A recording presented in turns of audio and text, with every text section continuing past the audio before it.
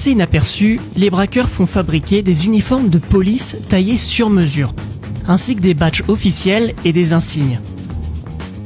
Ils louent un hangar agricole pour servir de base logistique.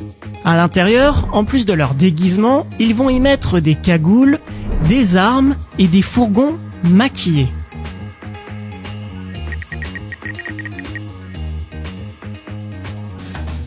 Le groupe sait que rien ne sera possible sans le directeur du dépôt.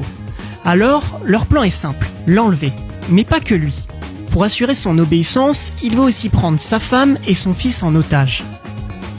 La suite, vous la connaissez déjà. Colin Dixon est arrêté par de faux policiers, et pendant ce temps, une autre équipe se rend chez lui, fait croire à sa femme qu'il a eu un accident, puis la kidnappe, ainsi que leur fils de 8 ans. Tous sont conduits par la suite dans une ferme isolée.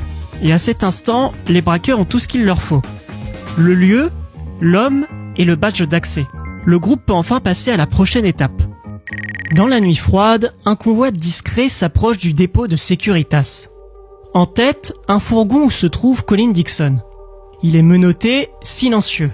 À ses côtés, 2 de ses ravisseurs, déguisés en policiers. Ils lui ont répété ce qu'il devait faire à la lettre.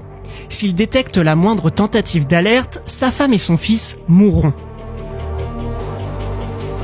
Colin Dixon, accompagné des 2 faux policiers, badge à l'entrée de l'entrepôt.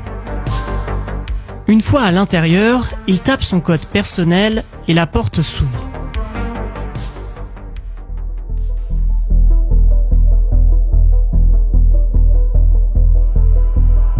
Tout s'est passé vers 1h du matin. Colin est entré avec ce que je pensais être 3 policiers.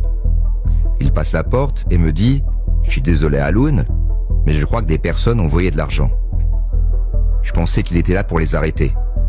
Le premier policier sort alors son arme et me la colle contre la figure. Et il hurle « Toi maintenant, à terre !» C'est alors que j'ai remarqué que le deuxième policier portait un fusil et un masque de paintball. J'ai tout de suite compris qu'ils n'étaient pas de vrais agents et que je devais obéir. Ils nous ont alors menottés et ont commencé à remplir des sacs de billets. Une fois qu'ils ont fini, ils nous ont enfermés dans des cages et sont partis en nous laissant. J'ai essayé de garder mon calme et surtout de ne pas montrer ma peur. Mais je sentais que je tremblais. J'ai réussi à prendre sur moi pour ne pas craquer et rester concentré.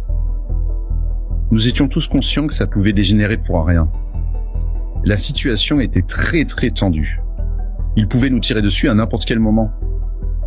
C'est pour ça qu'on a obéi à tous les ordres qu'ils nous ont donnés. Bon, ces moments